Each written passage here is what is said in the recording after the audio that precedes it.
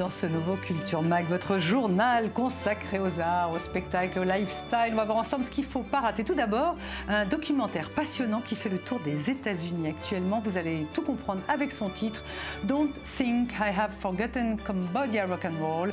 Un documentaire consacré au rock and roll cambodgien avant et après les Khmers rouges. C'est une longue enquête tout en musique édifiante. Dans ce journal également, la douloureuse affaire des chaussures. Après la polémique inintéressante des talons hauts ou pas hauts au Festival de Cannes, eh bien quid de nos amis les chaussures?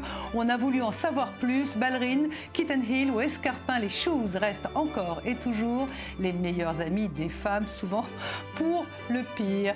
Et puis nous partirons à Paris voir de près la grande exposition consacrée aux sculpteurs africains de Côte d'Ivoire notamment, pour les novices, pour les connaisseurs, pour en comprendre les signes, les ethnies et découvrir également la nouvelle génération contemporaine. Tout y est.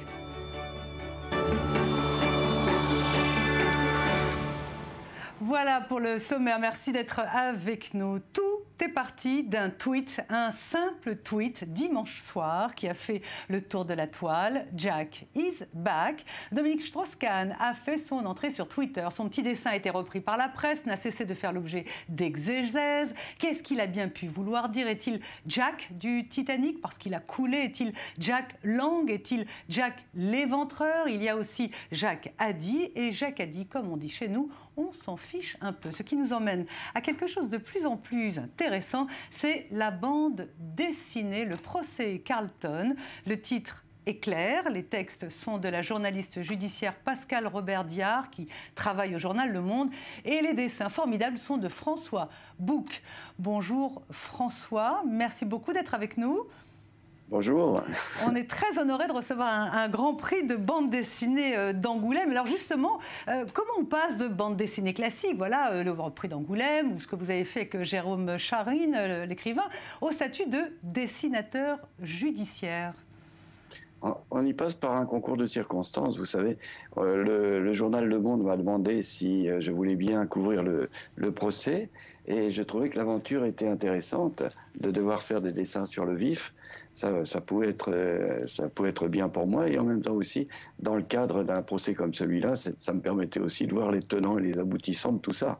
Alors François, là, dans ce cas-là, vous n'aviez pas le scénario, vous êtes resté là-bas presque 3 semaines, vous n'aviez pas le scénario? Oui, tout à fait. Je suis resté 3 semaines à dessiner tous les jours, et donc en fait c'était exactement l'inverse d'un travail qu'on pourrait faire en bande dessinée, c'est-à-dire qu'en bande dessinée on a le scénario et on raconte l'histoire. Là c'était dessiner les personnages et découvrir l'histoire au fur et à mesure. Et à tel point que les personnages, à la fin, devenaient eux-mêmes des personnages de bande dessinée, puisque je les avais tellement sous la main que j'aurais pu en faire une bande dessinée ad vitam aeternam.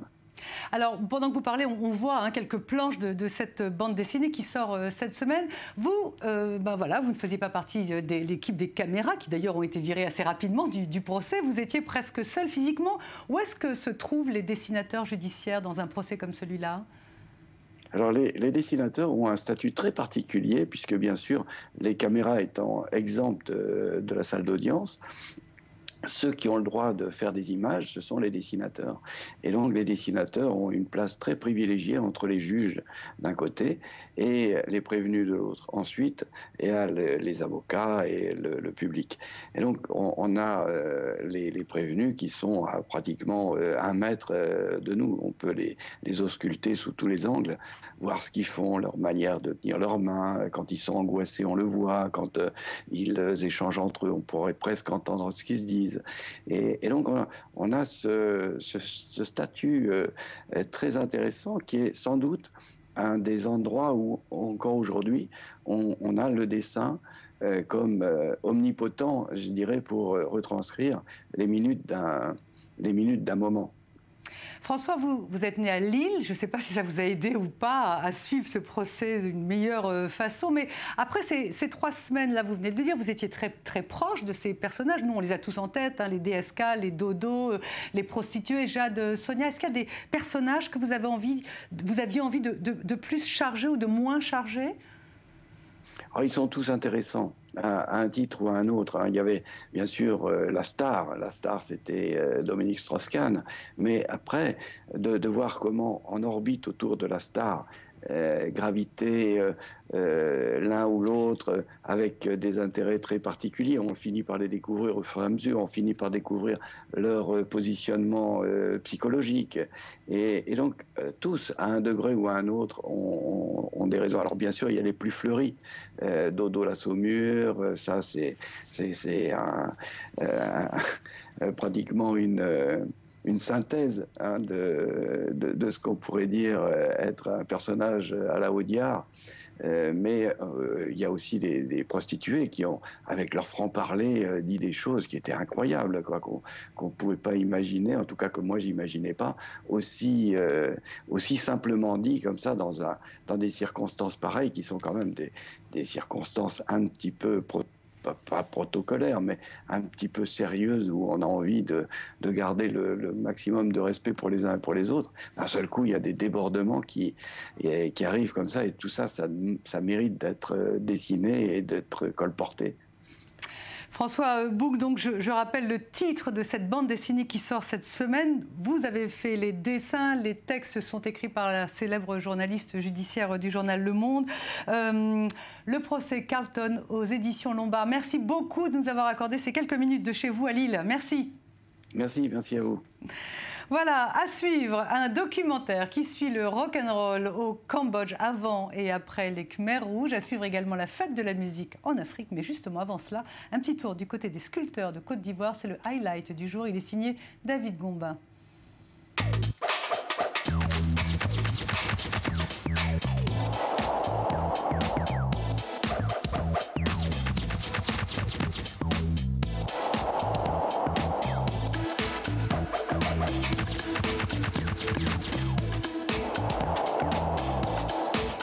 Longtemps considérées comme de simples œuvres artisanales, voilà une exposition qui vient apporter des explications. Les Maîtres de la sculpture de Côte d'Ivoire n'est pas seulement la première expo du Quai Branly dédiée à ce pays d'Afrique occidentale, mais elle permet aussi d'apprécier ces sculptures à leur juste valeur et en les remettant dans leur contexte. Grâce à un parcours emmenant le spectateur dans un voyage entre les différentes ethnies du pays, on y apprend à distinguer les différents codes esthétiques de la région. Sénoufo, Lobi, Gouro, Dan, Baoulé. Les ethnies de la Côte d'Ivoire possèdent chacune des particularités artistiques et techniques souvent ignorées du public occidental. Enfin, découvrez aussi des artistes contemporains, africains mais transnationaux, pour qui l'exposition de leurs travaux aux côtés de leurs ancêtres est un honneur. Voilà qui montre que la sculpture africaine est loin d'appartenir au passé.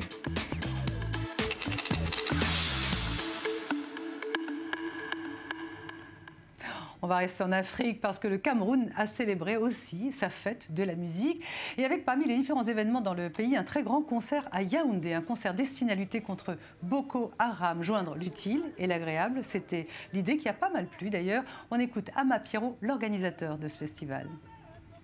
Nous avons trouvé notre slogan, la musique dit stop à Boko Haram. Et pourquoi l'événement aujourd'hui? Nous avons choisi la journée internationale de la musique pour que les artistes comme la musique adoucit les messes, pour qu'on essaye davantage d'édifier le peuple camerounais que si ça a été ailleurs, ça ne se passerait pas au Cameroun. Nous gagnerons à être un indivisible.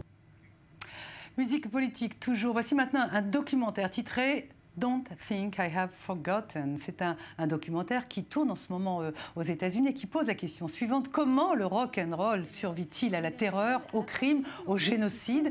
Un jeune réalisateur a décidé de suivre les traces du rock'n'roll dans son pays avant et après l'ère des Khmers rouges. Le récit Daniel Campos avec Sandy Fortis. Pas de doute, le rock'n'roll est universel. La preuve, ce documentaire titré « Ne pensais j'ai oublié le rock'n'roll du Cambodge ». Pendant les années 60, âge d'or de la musique populaire, le rock et la soul faisaient là-bas un véritable carton comme partout ailleurs.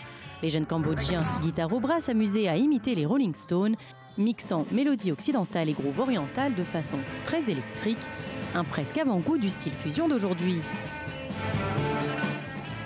Mais en avril 1975, tout s'arrête. Les Khmers rouges s'emparent de la capitale, Phnom Penh, évacuent sa population et transforment tout le pays en une prison géante. La scène pop cambodgienne, tout comme ce qui évoque un signe de société occidentale, est balayée, effacée, anéantie dès 1975, et ce pendant toute la durée du règne des Khmers rouges, une période de près de 4 ans pendant laquelle 1,7 million de personnes ont été assassinées. Un docu sur ce rock-là n'avait jamais été fait, et depuis les condamnations pour crimes contre l'humanité des chefs Khmers en 2012, il prend une saveur particulière, comme une respiration dans une société et une jeunesse meurtrie. Suite à des recherches poussées et grâce à des images d'archives, le film reconstitue la vie des pop stars cambodgiennes avant et après l'arrivée des Khmers rouges au pouvoir. Récemment, la musique créée à l'époque a fait son comeback, une musique qui a attiré l'attention du réalisateur John Pirozzi, un peu par hasard. En 2001, il travaillait sur le tournage du film de Matt Damon, City of Ghosts, au Cambodge, quand un ami lui a offert un album de Cambodian Rocks. Un style de musique qui a failli disparaître, les Khmers rouges avaient tout détruit, mais quelques chansons avaient été conservées, enregistrées sur des cassettes, puis plus tard sur des CD. 40 ans après la prise de pouvoir des Khmers rouges et 12 ans après la mort de leur leader Pol Pot, ce documentaire ressuscite les fantômes du passé, mais raconte l'histoire d'une façon différente. Un film qui ne parle pas seulement de prison, de génocide ou de procès, mais qui laissera le public entre choc et émotion. Elles font du mal, elles font du bien, elles sont donc idéales. Qui? Les chaussures, bien sûr. Elles restent toujours et encore une énigme que Sandy Fortis, sur ses stilettos, a bien percé à jour.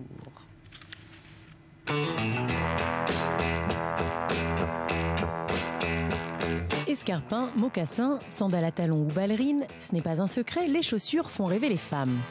Mais elles les font aussi souffrir. Avec Shoes, Pleasure and Pain, le Victoria and Albert Museum explore le monde de la chaussure depuis la sandale d'Égypte ancienne aux plateformes futuristes imprimées en 3D. On pourrait croire qu'on est devenu plus obsédé par les chaussures récemment, mais en organisant cette exposition, je me suis rendu compte que nous l'avons toujours été. Les chaussures ont eu une importance culturelle tout au long de l'histoire et dans presque toutes les cultures. Elles définissent le statut social de celles qui les portent. Plus les chaussures sont hautes et inconfortables, plus la femme est riche et importante.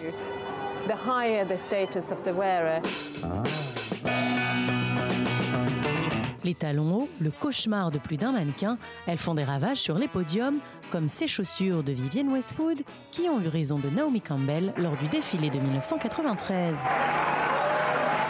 Elles ne sont pas seulement emblématiques, mais ce sont les premières à avoir fait chuter un top modèle. Ça s'est produit plusieurs fois depuis, mais Naomi était la première victime.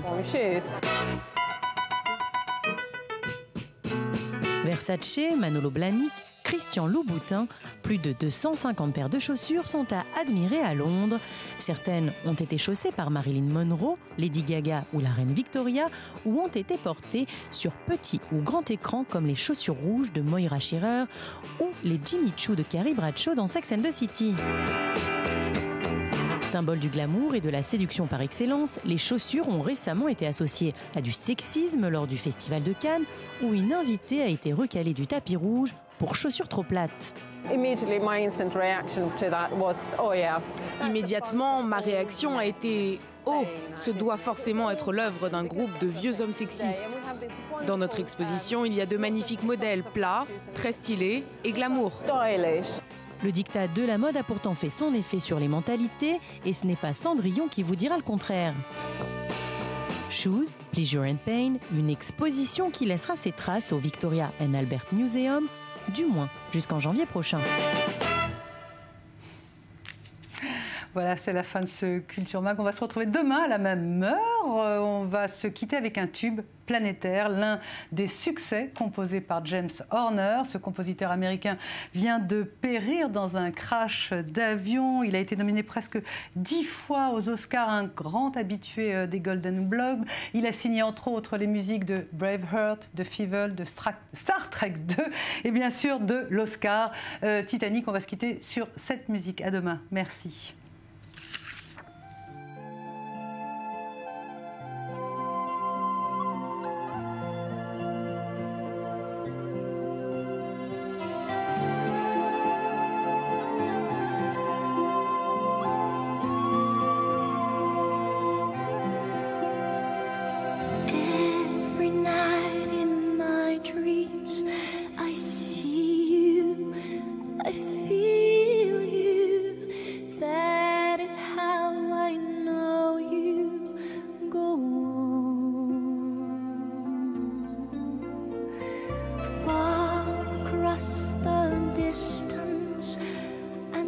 pieces between